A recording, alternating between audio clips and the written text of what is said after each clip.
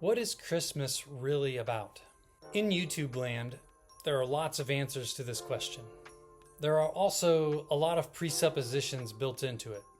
And so in order to get an appropriate answer, I think we have to dig into what's the real question behind the question. So I'm not going to talk about Santa or decorations or manger scenes or festive parties or gift giving, the controversial topics of date and origins, and I won't get into the various cultural expressions of the holiday. Instead, I'd like to focus on the fact that something happened, and it was something that people thought was worth memorializing.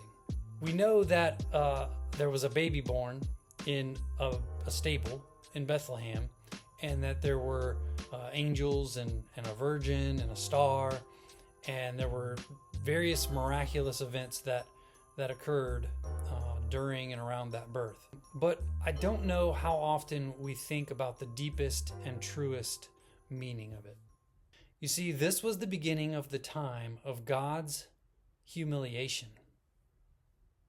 That's what really happened. The humblest of scenes became the inauguration of our Savior's suffering. You see, there was supposed to be this one who would come, the Messiah, and he was going to be a king above all kings, and his kingdom would never end, and it would just go out and it would be so glorious, and every knee would bow before him. This paints this picture of like grandeur and majesty, that we see like a king on his throne and just reigning over a peaceful, prosperous kingdom.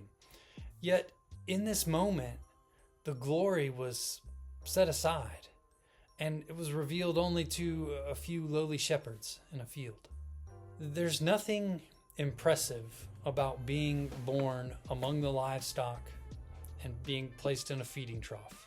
This just doesn't seem to fit within our definition of like a mighty ruler who overcomes in some powerful conquest. You see, at the birth of Christ, God was using the foolish things of the world to shame the wise. He was using the weak things to overcome the strong.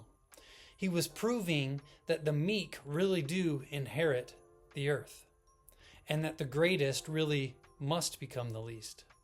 It is only in this context where the mission is to overcome your enemies, where a king would step down off of his throne and offer up his life, just like an animal in the temple sacrifice. John 15:13 makes this point more clear, that the greatest love is when one would lay down his life for his friends. Jesus would spend the next 33-ish years of his life as a humble servant. Every thought and word and deed was a holy act of obedience and love, and he has commanded us to do the same thing.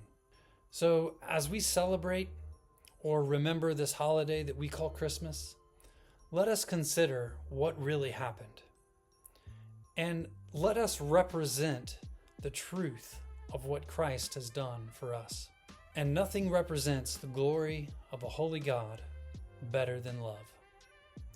I'm Daryl Stevens, taking you from hope to home.